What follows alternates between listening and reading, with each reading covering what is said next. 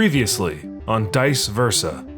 It all kind of started with that damn meteor. We sent some scouts and researchers out to go check it out, Corsica and your friend Cedona. They actually figured out that it was some kind of, high-tech probe or something like that. Cedona was real excited about it. I ain't seen her that excited since we first landed. It wasn't long after that these starships started appearing. They rounded us all up, and their leader, she told us that this whole planet is now part of the Azlanti Empire. And on this datapad, you find a folder that is labeled Cedona, Starship Discovery. It is certainly possible that this ship crashed before the gap. It is ancient Azlanti technology, imbued with magic of some kind. I've yet to discover its purpose, but I found it inside the crashed ship's engine room, so I suspect that it's a power stabilizer, or perhaps some sort of navigational aid. We're here to help out and rescue all. Where's Cedona? Cedona? Oh, she hasn't been here for a couple days, I think. It's hard to tell time in here. Oh, well, shoot. That's troubling. I'll give you one more chance. Where is Cedona? She is long gone from here. Your android is probably dead by now. It looks like the Drive and Cedona are together on the Silver Needle. Yes, do we know where the Silver Needle is? It's on their way to Golta, whatever that is. Urgo cracks a little side smile. All right then, together till death. And he sticks a hand out. Together till death. And he returns the hand. There is a surge of warmth that spreads from each of your hands, flowing through both of your bodies. You are now bonded. Hello, Cooper. How are you feeling? You've been behaving a little strange. Is everything okay? I apologize, but my systems have been acting a bit haywire as of late. We're looking for Golta. You see her brow furrow as you say the name Golta, and she says, Golta? No, I cannot help you with this, other than telling you that you should stay away from that place. Well, that is our destination. Then you will most certainly need to take care of this poor disguise that you currently have. I suggest that you head to Outpost Zed before you do anything else in this system. Once you arrive, I suggest you look for someone named Talwyn.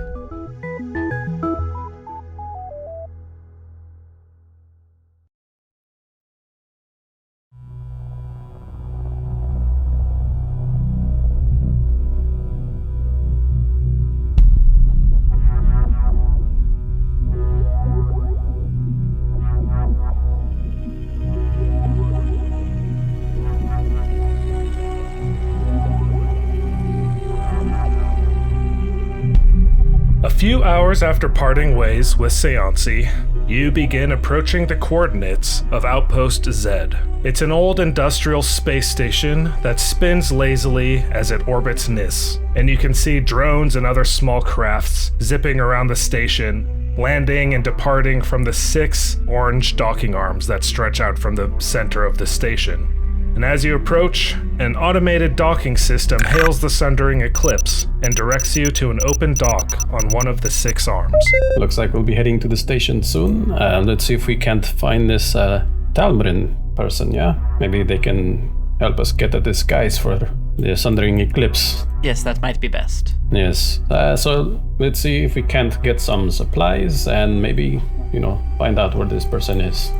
Should we split up or hang out together? I say stick together. Yes, safety in numbers, as they say. Good call. So, you follow the docking protocol from this automated system, and you land in one of the docking bays with no trouble at all. No interference from Azlanti or any other force at all. Doesn't seem like there's even a traffic control person on duty at this dock. It's all an automated system, so you easily land and prepare to disembark. And as you head towards the cargo hatch to disembark, the ship's airlock door opens to a blast of hot, muggy air and a heavy scent of nickel. And you look up as you step off the ship and you see catwalks running all along this dock, And on this dock itself, you can see beings of all shapes and sizes moving along other catwalks on the dock, leaving from their own vessels, heading towards the entrance, conversing with each other in unfamiliar tongues that you don't understand. And you can see that the walls themselves are actually made up of a huge network of pipes that seem to go all throughout the station. And you can hear the sounds of scrabbling feet and other curious voices that seem to echo from within the walls. So you disembark and you start heading in the direction that all of these other creatures are heading to enter the space station. As these creatures are walking up to these heavy airlock doors, they slide open and then quickly shut behind them as they walk into the station. However, as you all approach them, the doors remain closed, and you notice a small lens near the door, much like the one that you saw in the Azlanti garrison. Uh-oh. Navessa, you go first. All right. Kind of like look over, investigate it. Hello? There's no response. Did we keep that helmet? No. Do you think we'll be flagged? Maybe because of the Azlanti, transponder. Well, I was thinking, did they not have footage of us? Roll a culture check. Who? Anybody. Navessa can roll culture. That's a 27 from Mishka. Navessa got a 24. As you look around, it doesn't seem like the Azlanti really care about this station. It is on the edge of Azlanti space, and it is teeming with non-human aliens, which makes you think that the Azlanti probably do not pay this place too much mind. So if you are flagged, it probably has not reached this station. Gotcha. Uko will try to just like wave down a passerby alien of sort if any of them come by and just, Hey, how do we get this door to open? What are you speaking? let's say Uko's going to speak, well, I guess, what am I flagging down, Nick? An alien.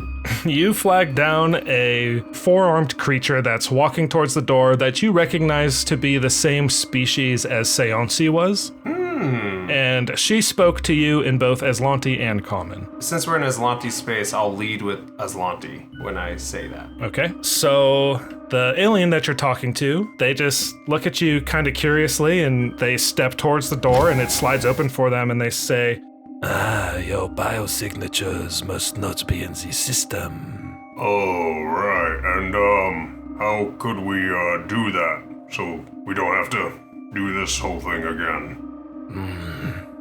I apologize, but I don't remember who is in charge of that anymore. But if you wish to follow me in, that is fine. Just be quick about it. And they open the door and step in and usher you guys in quickly. And before you can step in, the door closes in your face. And then it slides open again and they say, come on. And I push the smaller people first. Right, Russian. Hey, thanks for that. All right, so as this airlock door opens and you step through after the Seonsi type alien that you guys have not identified yet, you step out into the main plaza of the station and another sweltering blast of humid air washes over you as the door slides open to reveal a large, dimly lit chamber. And you see many beings bustling through this large portion of the station. And the center segment of the floor is a rectangular pit 15 feet deep, which contains the remnants of ore refining machinery. Gears, containers, and pipes are all scattered everywhere at the bottom of the pit, no longer connected to anything that would make them functional. And aside from the southern door which you just entered from, there's another large door to the west, and there's a trio of short corridors that lead east. We go from a humid planet to a humid station. Great. Yeah, it's not feeling too good. Uko, Yeah. before our new friend gets away too far, could you ask perhaps if they know of this Talmrin that we're looking for? Oh, yeah. Hey, excuse me. Sorry. One more thing, real quick. Yes, what is it now? Do you happen to know of a, Talmrin Talmrin. Is this technician? a technician? Yeah. No, I am sorry. I know not of any technicians on this station. perhaps one of the other residents or even one of the merchants could help you more. Oh, alright. Well, thank you for your help. Appreciate it. Now, if you don't mind, I must be going. There is some important business I must attend to. Later. And they turn on their heels and scurry off down those short corridors to the east. Should we follow them? Perhaps they can lead us to where we can find others and ask questions. I mean, this station is dimly lit and bustling, so I'm gonna actually say that as they walk away from you, you guys lose sight of them pretty quickly. Well, they were heading that way. Nick, so That's my name. That's his name. does Mishka understand Azlanti now? So yes, that is something I wanted to talk about. Okay. Because mechanically it makes sense that you would know Azlanti because you have more than 2 points in culture. And now that you have this psychic link with Uko, I'm gonna say that while you guys are on that month-long journey, as you were sort of doing your own research as well as having this telepathic connection with Uko who already understood it, you picked it up really quickly. So now you also understand Azlanti and can speak it. Okay. Well, because I was gonna ask you, like, I didn't know if Mishka would be aware that he knew it and is now suddenly understanding it. Like, it might be surprising since this is like one of the first times that you've heard an Azlanti exchange that you like understood it. It might be like, oh, whoa, I actually know exactly what you guys just said. It might be a little surprising because you've been, sequestered away on this ship for a month. Yeah. So yeah, you might be surprised that you know it as well as you do, but you do know it. Okay. And Nevessa, somehow you have not picked up the language. Somehow. Next time you level up, put a point in culture, and you can also speak it. That is the plan. All right. Why don't we try that way?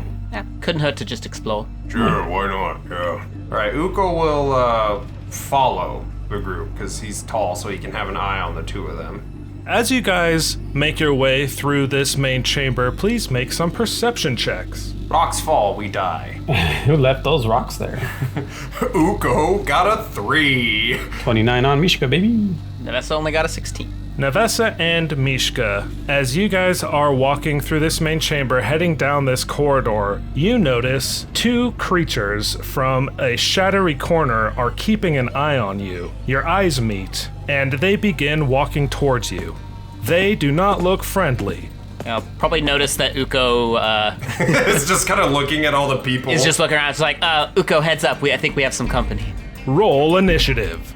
Oh, and now we can use Uko's partner bond. So whichever one of us roll the higher initiative, we both take that. Ooh. Nice. Yeah. As these 2 creatures approach you, you see that they each unsheath a long metal pole from a sheath on their backs, and the metal poles have a dark energy sort of spiraling around them, and everybody in the area just bolts, and the entire room clears out as they approach you. And in the dim light, you can see that the creatures are tall and gangly with long, thin limbs and ridged yellow skin, and each creature has a tattoo of a third eye on its long, hairless forehead.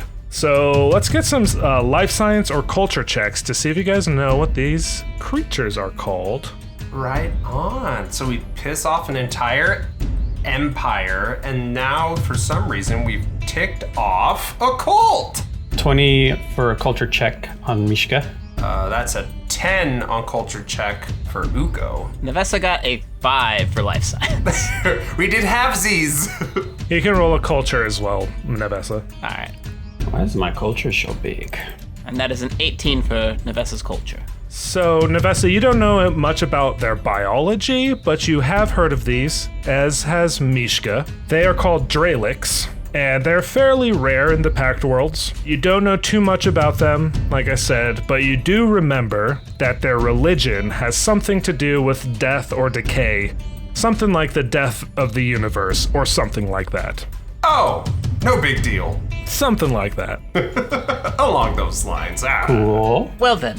Room for interpretation. Uko, these 2 creatures start walking towards you with their weapons out. What do you do? Ooh. Well, Uko instinctively starts reaching back first for his Whitefire Trident, his fancy weapon.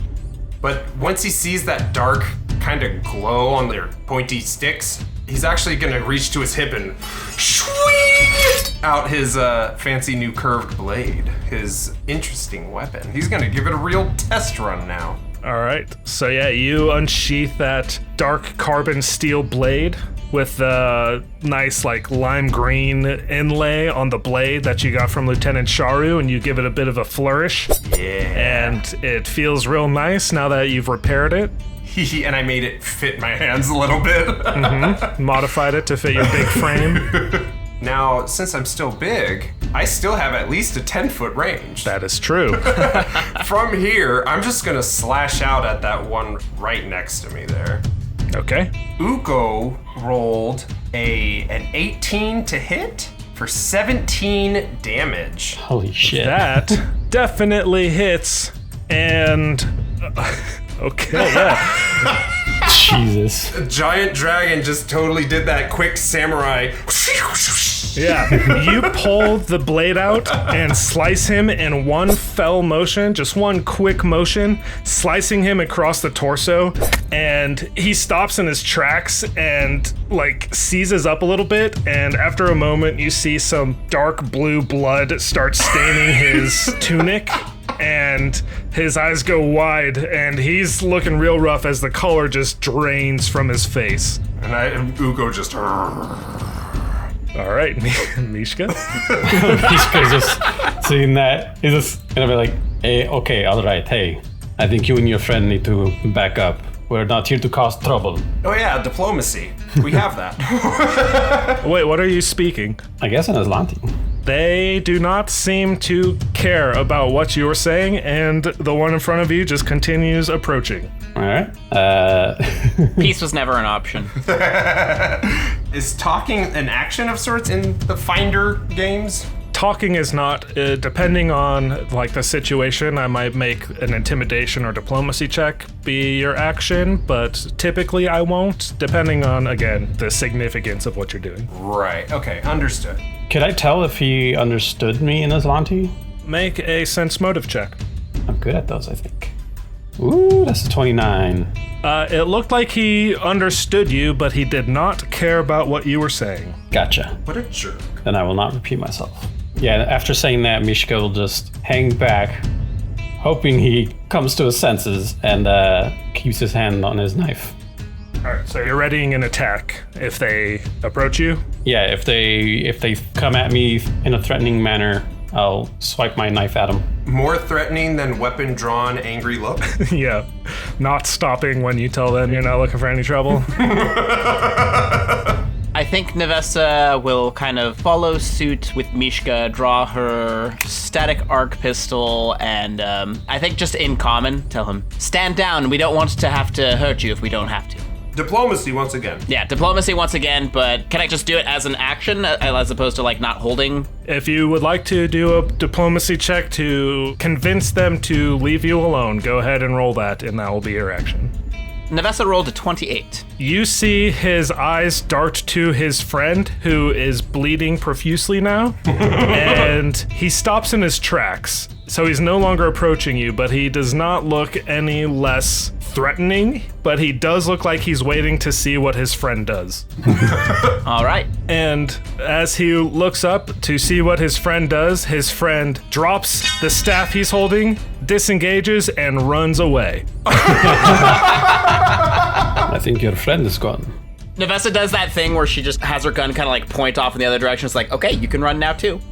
And he watches his friend run away. He squints his eyes and just like redoubles his own determination and just stalks forward. So you can make an attack on him as he comes to attack you, Mishka. All right. You were warned, friend. 21 to hit for a whole 2 slashing damage. So you do get a slash on him as he steps forward, but it is not enough to deter him as he steps forward with his metal staff that is swirling with dark energy, and he swings it at you, and you see as he swings it, the dark energy sort of coalesces onto the end of it and forms into a blade, Neat. hitting you for 6 damage. Neato! Ow! Uko will kind of do that dramatic turn, look over the shoulder with his eye, just like the samurai he is now. Out of his good eye, of course. And seeing how he can't really get past in this tight corridor with his friends there, and he can't reach with his trident, he just spins and will yeet the blade out of the sky. Hell yeah. Whoa, Oh! you're just gonna throw your sword at him? Yeah, because I've become attuned to this blade, and I can just call it back. But throwing it makes it an improvised weapon, I believe. I will not do nearly as much damage, but it's damage if I hit. Because I have a gun, which is on me, but there's no ammo.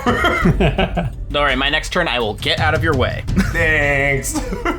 All right, so I just click like an attack. Yeah, just make an attack, and we are going to... I'll make some penalties on it. Kia!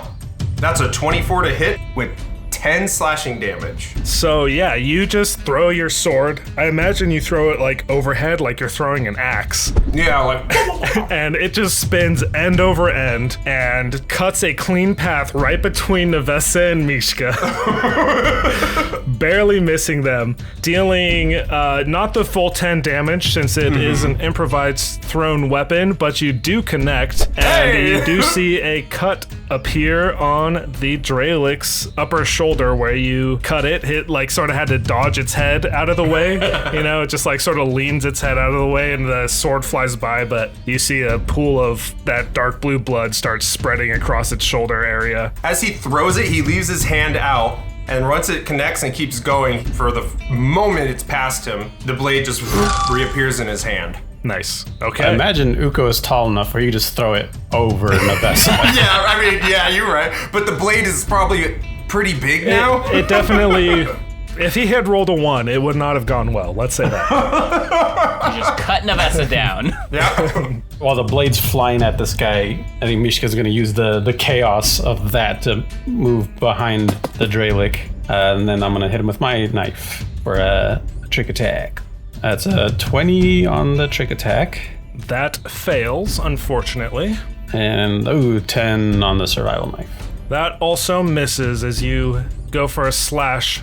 As he dodges out of the way of the sword, he also dodges out of the way of your knife attack. Nevessa's going to fire with her static arc pistol, and she rolls a 14. 14 is going to hit for 2 damage as you let loose another of these electric bolts from this pistol that you've grown so fond of. I hit with this one, it doesn't eject the battery pack, it's great. That's my favorite. And yeah, like a taser, you see this electric arc come out and spread across the Dralic, and he tenses up for a second, and it subsides, and he looks pretty okay. I would like to duck around the corner now and clear a path for Uko.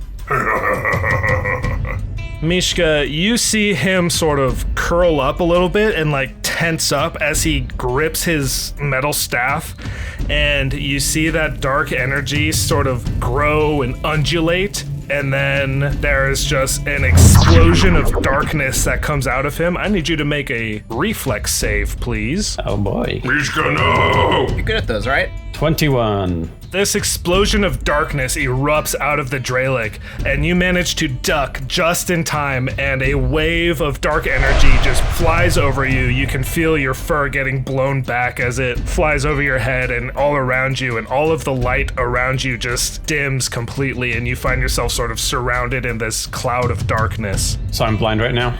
You are not blind, but all of the light within 10 feet of the Dralic is one step lower, so it was dim light. So basically, you're like in a dark room right now. Gotcha. But you have low light vision, so you're good. Okay. And the Dralic takes a 5-foot step to the north. It looks like he is getting ready to book it. I'm not done with you.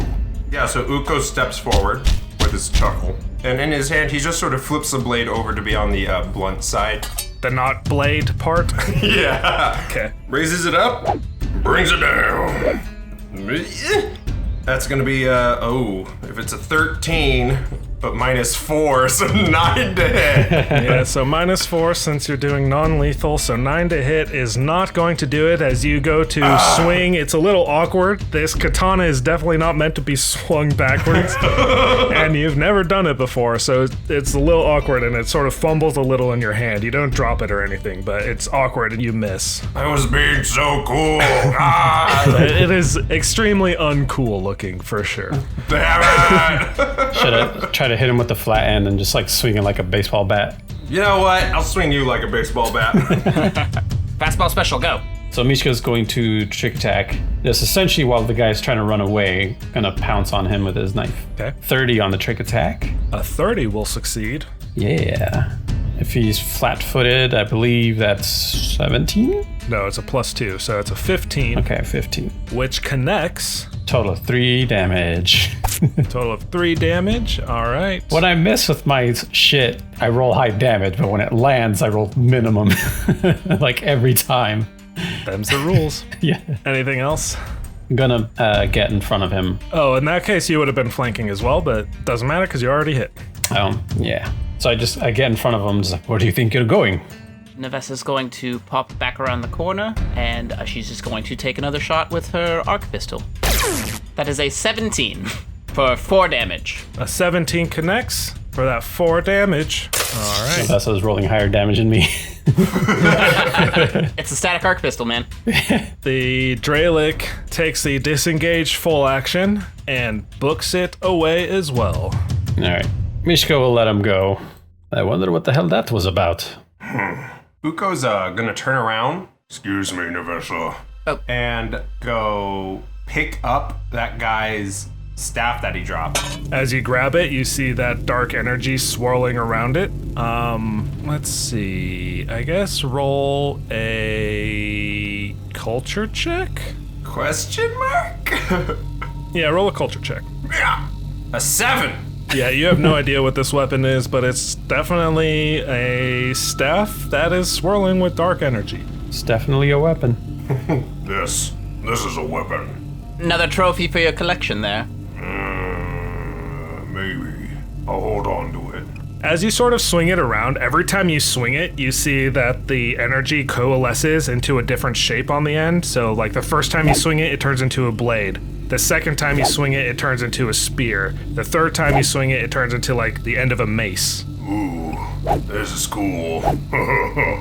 Neat. Are you controlling that, or is it just picking at random? I'm just swinging, so I think it's picking what it does. I don't know, try, think sword and swing it. Sword. He swings it.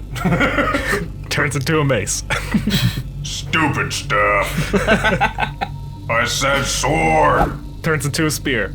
What? Maybe it doesn't understand common. I don't want it. Anyone want this? It's small anyways. Oh, Nevessa? no thank you. Mishka? I'm good with the knife sometimes. Alright. It is quite curious, though. I'll just hold on to it. That's fine. Actually, yeah, Mishka and Nevessa, you can also make culture checks because you knew that it was a Dralic, so you might know about Dralic weaponry. Natural 20 for a 26, which is still lower than Mishka's 28. You both have heard about these weapons. They are common among the Dralic, especially ones who follow this particular religion, and it is called a shadow staff. Uko's still just sitting here kind of swinging it a bit, like... I think that's called a shadow staff. I think I've read about those before. Ah, yeah, shadow staff. That makes sense. And you know that they're like a hybrid weapon. You can use them in melee mode or ranged mode. Ooh. That actually might be useful for you to hit things from, at a distance. That's why I have a gun, but I do need ammo. Gun! And he kind of just points it, like as if he was stabbing with a spear, he just points it outward. It turns into a mace. So, Nevessa, I'm gonna say with that natural 20 and your having worked with the stewards and everything, you probably have encountered some of these. So, you know that, to engage the ranged version of it, you have to flip it around to the opposite end and, fling it like you're sort of slinging something out of it. Uko, try the other end. Alright. He just flips it around in his hand and... Gun! points again. No. You have to like fling it like you're throwing something like as it were like a lacrosse stick or something. On the what? Just imagine that there is something loose in it and you're just trying to fling it through centripetal force. Like a sling. Yes, a sling. Why didn't you just say sling? I don't know weapons very well. Telepathically, Mishka's just Mishka here. This is why I chose you. And Uko will yeet, just like towards the wall across the way since the room's empty now. And as you fling it, you actually feel like a weight of something. It feels like it's sliding through the body of the staff. And as it gets to the end of it, a shard of ice comes flying out of the end of the staff, and it just shatters against the wall behind Mishka. Whoa. Alright, that's pretty cool. Maybe aim it the other way. Alright, maybe I'll hold on to this and see how it does in a fight. Anyone else want this, what do we call it, an auto-target rifle? Anyone? Oh, no, thank you. No? I can only use small arms and snipers. No one can use it except for you. Great. Okay, I'll just hold on to this too, and I'll put this staff across. So I imagine you have like the staff and the trident crossed on your back. Yeah. The katana hanging from your hip, and like the rifle across your chest. There you go. Yes, perfect. I love it. And he definitely has. I can't remember what they're called. Those Japanese banners that just come up from his back. The Yoshimitsu banner. Yes, exactly. I'm not drawing this. Oh. I'll draw it. It's gonna be real bad. All right, I'll take it though. Okay. So he just gets himself all set, and then just looks to the two of them and says, "So, what do you think that was about, huh?" I have no idea. Well, I mean, as far as I know about their culture, they have some ties to some sort of death cult. So, I mean, it could have just been that we were fresh meat, or maybe looked like easy marks and just wanted to capture us, or maybe there's something more specific or sinister going on. Can't be certain. Well, maybe we're lucky enough that it's kind of like prison. We just walked in and we just beat the toughest guy here, so we're the tough guys now. Yes, it's very odd. You'd think if they were looking for the weakest guy, they probably wouldn't have picked the group with the large dragon men. Fair point. This seems a little targeted then. Well, then let's just stay alert. Yes. Got it. Keep an eye out for any more of them. Oh, yeah, I mean, I don't know how I didn't see them before, but, I'll keep my one eye out for them. Thanks for reminding me. All right, well, let's keep going. All right.